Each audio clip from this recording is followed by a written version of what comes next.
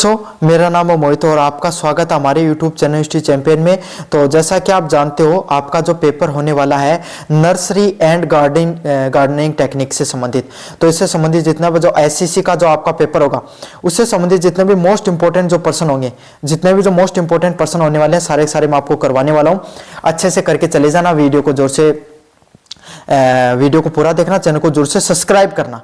और साथ के साथ एक बात बता देता हूँ, काफी बच्चों का सवाल रहता है, सर ये जो PDF आप जो पढ़ा रहे हो ना, ये PDF कहाँ पर मिलेगी, हमें भी पढ़नी है। तो ये PDF हमारा जो टेलीग्राम चैनल होता है ना, टेलीग्राम चैनल पे फ्री में मिल जाती है ना। वहां पर जाना, आपको टेलीग्राम चैनल को ज्वाइन करना है। वहां पर फाइल वाले सेक्शन में जाकर क्या सर्च कर लेना है, टेलीग्राम चैनल पे जो लिंक डिस्क्रिप्शन में देखा, वहां पर क्लिक करके फाइल वाले सेक्शन में जाओगे और नर्सरी है ये शब्द सर्च कर लेना, छोटे शब्दों में वहां पर PDF देखने को मिल जाएगी। नर्सरी एंड प्लांट टेक्निक्स के नाम से ये PDF है वो देखने को मिल जाएगी। नर्सरी एंड गार्डनिंग टेक्निक के नाम से आपके सामने PDF देखने को मिल जाएगी, डाउनलोड करके पढ़ लेना।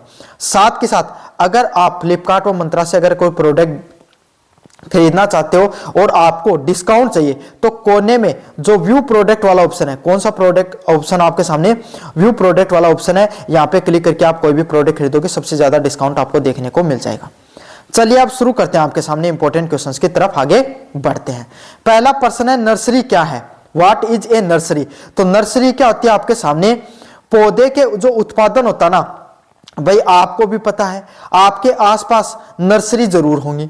वहां पर क्या होते हैं, आप जाते हो नर्सरी में और कोई भी प्रकार का पौधा आपको चाहिए वो मिल जाता है। अलग अलग प्रकार का आपके सामने पौधे वो वहां पर उगाए जाते हैं। तो एक इस प्रकार का ऐसा स्थान जहां पर अलग अलग किस्म के आपके सामने पौधे उगाए जाते हैं, उस स्थान को क्या कहा जाता है, आपके सामने नर्सरी के नाम से जाना जाता है। तो प्लेस फॉर राइजिंग प्लांट्स के नाम से ये आपके सामने ये जो डेफिनेशन है, ये आपके सामने अलग भी देखने को मिल सकते हैं, लेकिन जिसका अर्थ आपके सामने ये देखने को मिले, पौधा उत्पादित करने के स्थान को ही नर्सरी के नाम से जाना जाता है। किसके नाम से जाना जाता है भाई, आपके सामने नर्सरी के नाम से जाना जाता है। अगले वाला प्रश्न है, नर्सरी का मुख्य उद्देश्य क्या होता है, what are the main objective of nursery. तो नर्सरी का मेन ऑब्जेक्टिव क्या होता है, आपके सामने स्वस्थ पौधों को तैयार करना। क्या ऑब्जेक्टिव होता है भाई, जितने भी जो आपके सामने पौधे होते हैं, जो पौधे होते हैं उनको भी आपके सामने जो स्वस्थ पौधे होते हैं, स्वस्थ प्रकार के जो पौधे होते हैं वो तैयार करना आपके सामने नर्सरी का मुख्य उद्देश्य होता है। भाई आपके सामने अब आप पौधे खरीदने जाते हो, है ना, कुछ ऐसे पौधे होते हैं भाई आपके सामने जो डेकोरेशन के फ्लावर खरीदने के लिए चले गए, या रोज खरीदने के लिए चले गए, रोज प्लांट को आपके सामने, गुलाब का फूल खरीदने के लिए चले गए।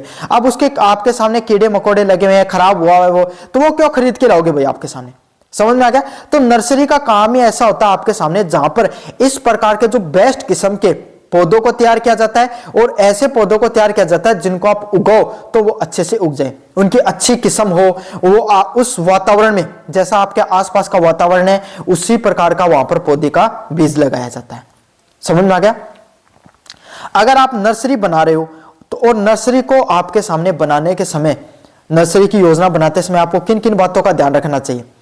While planning A nursery which factor is important. तो आपको नर्सरी को, जब नर्सरी का प्लांट लगाना चाहते हो तो आपको किन किन बातों का ध्यान रखना चाहिए भाई, आपको ध्यान रखना चाहिए मौसम का, आपके आसपास का वातावरण कैसा है। किस चीज का ध्यान रखना चाहिए, आपका आसपास का वातावरण कैसा है। समझ में आ गया। आपका आसपास का वातावरण, जैसे आप पौधे लगा रहे हो उनके अनुकूल होना बहुत जरूरी है। समझ में आ गया। अब आप क्या करते हैं, गर्मी का मौसम है और पौधों के ऊपर आपने टिन शेड नहीं लगा रखा है, तो क्या हो जाएगा भाई, पौधे सूख जाएंगे। समझ में आ गया। आपने क्या कर दिया, गर्मी के मौसम में आपने सर्दी के पौधे लगा दिए तो नहीं उगेंगे। तो नर्सरी लगाते वक्त आपको इन सब चीजों का ध्यान रखना होता है। उसका पहला महत्वपूर्ण पॉइंट है मौसम। मौसम अनुकूल होना जरूरी होता है आपको कोई भी प्रकार के पेड़ पौधे जब लगाते हो तब। समझ में आ गया। तो मौसम बहुत ज्यादा अनुकूल होना चाहिए।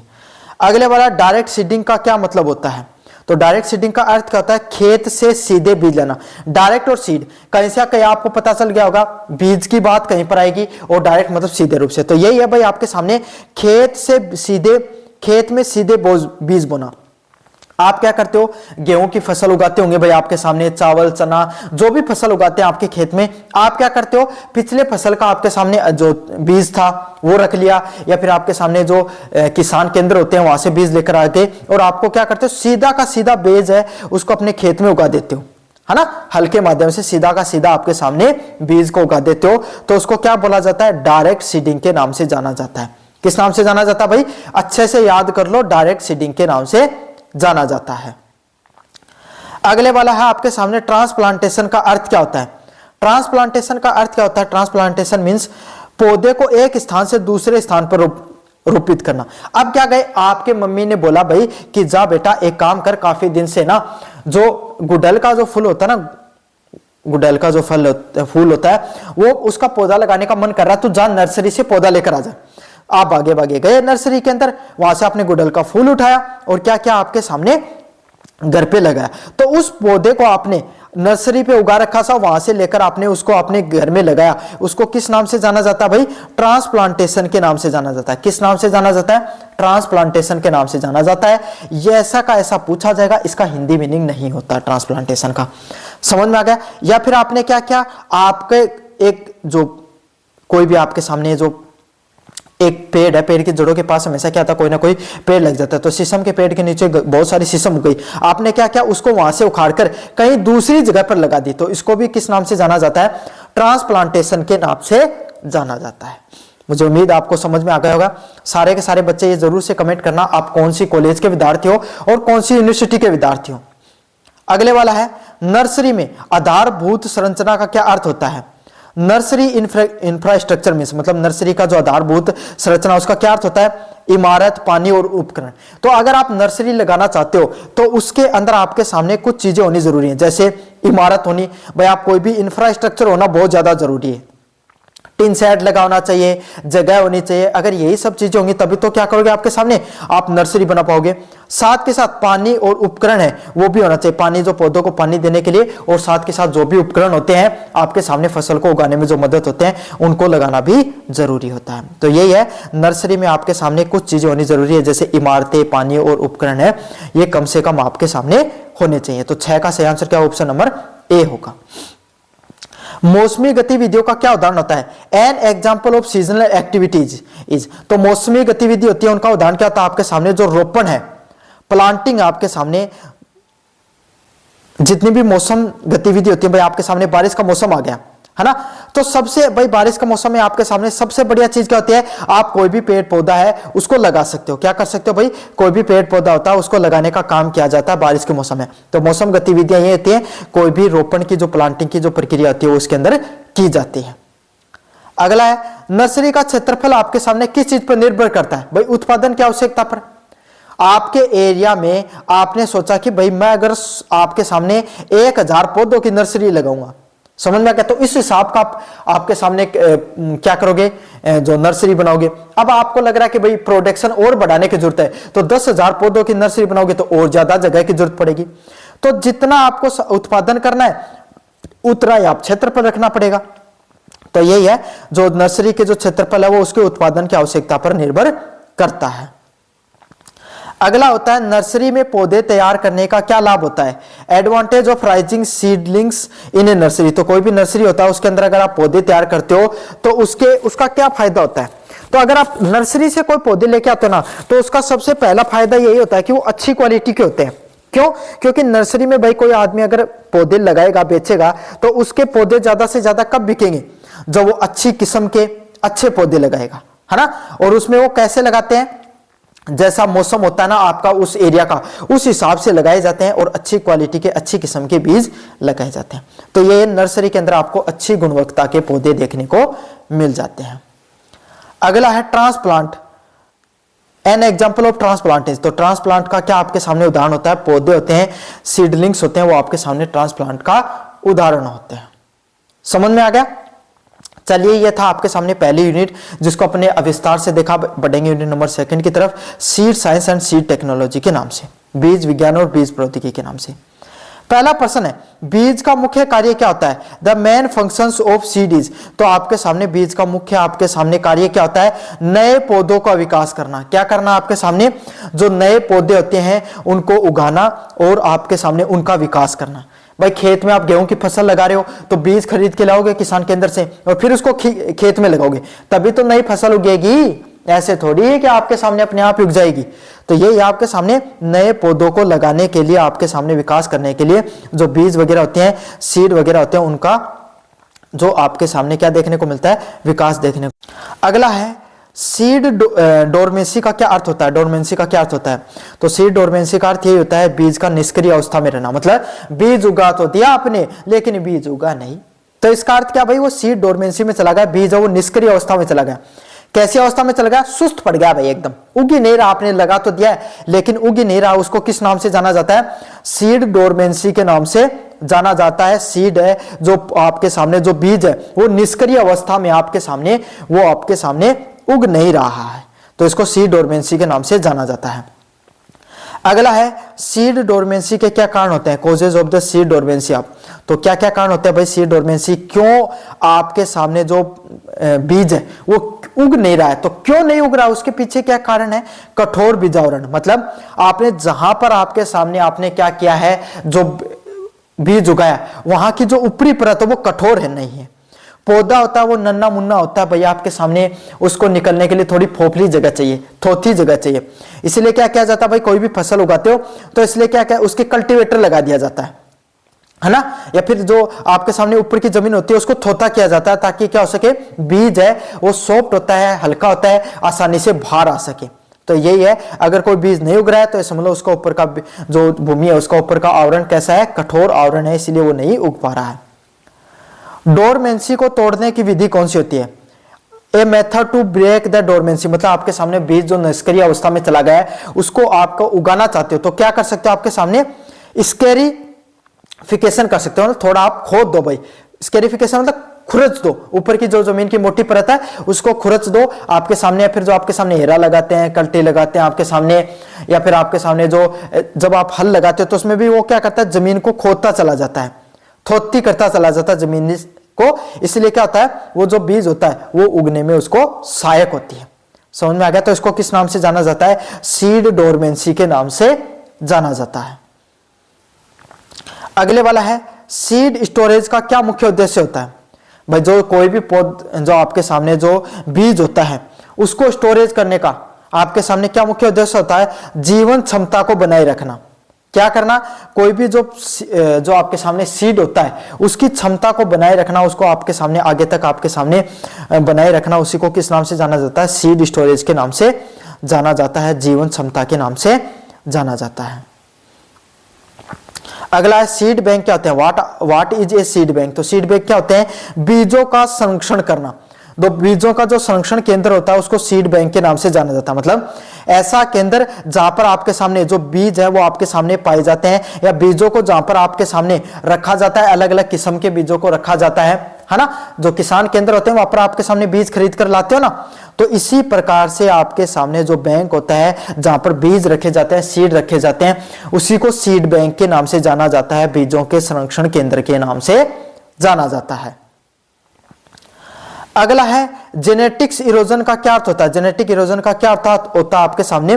विविधता की कमी, मतलब एक प्रकार के आपके सामने जो बीज है ना वही देखने को मिलते हैं।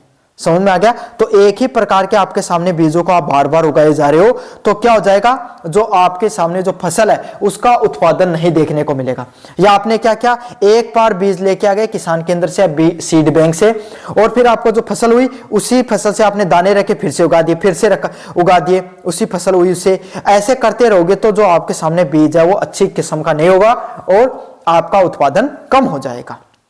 तो यही है, विविधता की कमी देखने को मिलती है, डाइवर्सिटी का लॉस देखने को मिलता है। अगला है सीड टेस्टिंग का क्या उद्देश्य होता है? Purpose of seed testing is, तो कोई भी सीड टेस्टिंग का क्या उद्देश्य होता है? गुणवत्ता की जांच होना। क्या सीड टेस्टिंग का क्या मुख्य उद्देश्य होता है आपके सामने? किस प्रकार का आपके सामने बीज है उसकी गुणवत्ता की जांच के लिए क्या किया जाता है? सीड टेस्टिंग की जाती है। क्या किया जाता है भाई? सीड टेस्टिंग की जाती है। तो इसका सही आंसर क्या? ऑप्शन नंबर बी है वो सही आंसर होगा। अगला है सीड सर्टिफिकेट का किससे संबंध होता है? Seed certificate is associate with, तो किससे संबंधित होता है सीड सर्टिफिकेट? बीज की गुणवत्ता और शुद्धता से संबंधित होता है आपके सामने सीड सर्टिफिकेट। मतलब आप बीज लेने गए सीड बैंक से या किसान सेवा केंद्र से, तो वहां पर उन्होंने बीज दिया, साथ के साथ वो सर्टिफिकेट दिया। उस सर्टिफिकेट में लिखा गया है कि ये इस किस्म का बीज है, इसको उगाने से आपका इतना उत्पादित हो सकता है ना। तो यही है जैसे आपका क्या किया जाता है भाई, स्कूल में जाते हो तो आपको स्कोर कार्ड दिया जाता है, पढ़ाई कर रहे हो तो आप कितने नंबर प्राप्त कर रहे हैं, आपने कितनी पढ़ाई की, इसीलिए तो एग्जाम होते हैं ना। तो इसी तरीके से बीज की गुणवत्ता और शुद्धता को बताने के लिए क्या एक प्रकार का सर्टिफिकेट दिया जाता है, उसको किस नाम से जाना जाता है भाई, सीड सर्टिफिकेट के नाम से जाना जाता है। बीज की गुणवत्ता और शुद्धता को निर्धारित करता है। अगले वाला, बीज की जीवन क्षमता किस चीज पर निर्भर करती है, सीड वाइबिलिटी डिपेंड्स ऑन। तो सीड जो बीज होती है उसकी जीवन क्षमता किस चीज पर निर्भर करती है, तापमान और नमी पर निर्भर करती है। किस चीज पर निर्भर करती है भाई, आपके सामने जो सीड अवेलेबिलिटी होती है वो उसके तापमान और नमी पर निर्भर करती है। अच्छे से समझो, किस चीज पर निर्भर करती है, तापमान और जो नमी होती है उस चीज पर बीज होती है उसकी जीवन क्षमता निर्भर करती है। मोस्ट इंपोर्टेंट पर्सन है, अच्छे से करके चले जाना भाई। तो यूनिट नंबर 2 यहीं तक थी, पढ़ाया मैंने आपको, कैसा लगा, अभी तक वीडियो पूरा देख रहे हो, चैनल को जरूर से सब्सक्राइब कर दो भाई।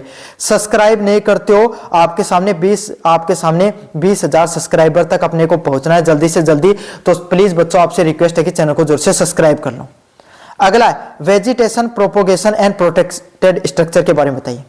तो वेजिटेटिव प्रोपोगेशन क्या होता है, what is the vegetative propagation. Vegetative propagation क्या होता है आपके सामने, पौधे के भागों द्वारा प्रजनन करना, मतलब जितने भी जो पौधे होते हैं उसके अलग अलग भागों द्वारा जो प्रजनन किया जाता है उसको वेजिटेटिव प्रोपोगेशन के नाम से जाना जाता है। समझ में आ गया।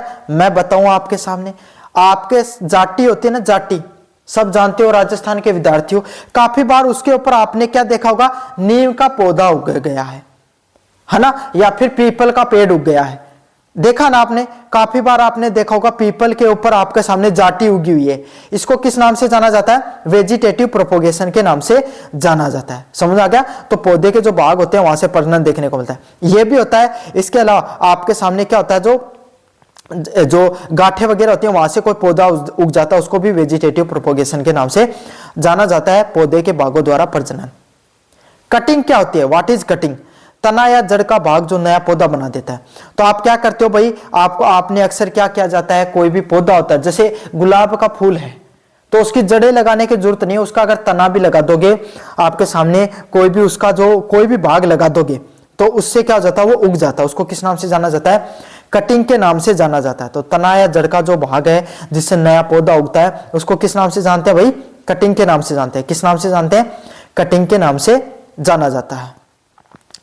एयर लेयरिंग किसमें किया जाता है, तो एयर लेयरिंग किसमें की जाती है भाई, आपके सामने हवा, शाखा पर हवा में, जो आपके सामने एयर लेयरिंग क्या होती है, जो कोई भी टहनी होती है ना, उस टहनी के ऊपर आपके सामने कोई भी प्रकार के जो उसके अंदर जो बदलाव करते हैं उसको किस नाम से जाना जाता है, एयर लेयरिंग के नाम से जाना जाता है। शाखा होती है उसके हवा में उसको की जाती है, उसको एयर लेयरिंग के नाम से जाना जाता है।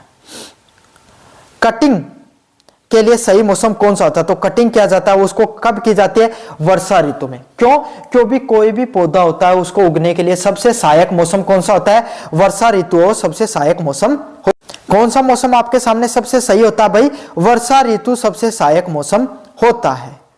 रूटिंग हार्मोन का प्रयोग कहां पर होता है, routing hormone is used for, तो रूटिंग हार्मोन का आपके सामने कहां पर प्रयोग किया जाता है, जड़ होती है ना, जड़ों का विकास बढ़ाने के लिए आपको किस प्रकार के हार्मोन का प्रयोग किया जाता है भाई, आपके सामने रूटिंग हार्मोन का प्रयोग किया जाता है। किस प्रकार के हार्मोन का प्रयोग किया जाता है भाई, आपके सामने रूटीन हार्मोन का प्रयोग किया जाता है। तो अच्छे से याद कर लो भाई, कोई भी जड़ें होती हैं उनके विकास को बढ़ाने के लिए अपन किस प्रकार के हार्मोन का प्रयोग करते हैं, जो रूटीन हार्मोन का प्रयोग करते हैं। तो इसका सही आंसर क्या होगा भाई, ऑप्शन नंबर बी है वो सही आंसर होने वाला है। जड़ों के विकास को बढ़ाने के लिए आपके सामने रूटीन हार्मोन का प्रयोग करते हैं। क्यों, जितनी ज्यादा मजबूत जड़ें होंगी उतना ही ज्यादा खाद पानी मिलता रहेगा पौधे को, और वो उतना ही ज्यादा क्या रहेगा, स्वस्थ रहेगा।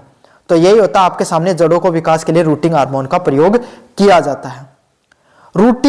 जो रूटिंग मीडियम का क्या उदाहरण होता है, what is an example of routing medium is, तो रूटीन जो मीडियम होता है उसका क्या आपके सामने क्या वो एक उदाहरण बताइए, तो कौन सा होता है, रेत, सैंड होती है ना, जो मिट्टी होती है वो आपके सामने जो रूटिंग मीडियम होता है उसका एक उदाहरण होता है। मतलब भाई कोई भी जो आपके सामने जड़ें होती हैं, जड़ें कहां पर उगती हैं भाई, आपके सामने रेत होती है ना, रेत होती है उसके अंदर हमेशा जड़ें उगती हैं। समझ में आ गया। तो जड़ हो गई, पानी हो गई, ये सब रूटिंग मीडियम के नाम से जाना जाता है। अगला है हार्डनिंग ऑफ प्लांट इज, तो हार्डनिंग ऑफ प्लांट को किस नाम से जाना जाता है, पौधे की बाहरी वातावरण के लिए तैयार करना, कोई भी पौधा होता है उसको बाहर के एनवायरनमेंट के लिए तैयार करने को किस नाम से जाना जाता है भाई? हार्डनिंग ऑफ प्लांट के नाम से जाना जाता है। समझ में आ गया? तो पौधे का जो बाहरी वातावरण होता है उसको तैयार करने के लिए उसको हार्डनिंग ऑफ प्लांट्स के नाम से जाना जाता है। ग्रीन हाउस का प्रयोग किस में होता है? तो green house is used for, तो कोई भी जो आपके सामने ग्रीन हाउस होता है उसको किस लिए प्रयोग किया जाता है? संरक्षण एवं वृद्धि नियंत्रण में प्रयोग किया जाता है। किस चीज में उपयोग किया जाता है? कोई भी चीज होती है उसको संरक्षण करने में और उसकी वृद्धि करने में आपके सामने किस प्रकार का प्रयोग किया जाता है? ग्रीन हाउस का। अब आपने क्या देखा होगा कि जो हरे कलर की जो आपके सामने बड़े बड़े घर बनाए जाते हैं और उसके अंदर क्या किया जाता है भाई? पेड़ पौधों को उगाया जाता है। अब उनका क्या फायदा होता है? उनका फायदा होता है हरे हरे घरों का बनाने का, उसमें फिक्स तापमान रहता है, पानी वगैरह की व्यवस्था की जाती है और एक अनुकूल, कोई भी पौधे को उगने के लिए एक अनुकूल वातावरण तैयार किया जाता है। तो इस प्रकार के जो आपके सामने घर होते हैं उनको ग्रीन हाउस के नाम से जाना जाता है। किस नाम से जाना जाता है? ग्रीन हाउस के नाम से जाना जाता है। अगले वाला, मिस्ट चेंबर का क्या कार्य होता है? Function of mist chamber is, तो मिस्ट चेंबर का क्या कार्य होता है? अधिक नमी प्रदान करना। तो कोई भी प्रकार के जो पेड़ पौधे होते हैं उनको अधिक से अधिक नमी प्रदान करने के लिए किसका प्रयोग किया जाता है भाई? मिस्ट चेंबर है। मिस्ट मतलब नमी और चेंबर मतलब आपके सामने एक ऐसा घर या भवन जहां पर क्या किया जाता है? नमी प्रदान की जाती है, उसको मिस्ट चेंबर के नाम से जानते हैं। किस नाम से जानते हैं? मिस्ट चेंबर के नाम से जाना जाता है। अगले वाला, शेड हाउस का उपयोग किसके लिए होता है? तो शेड हाउस का प्रयोग किसके लिए होता है?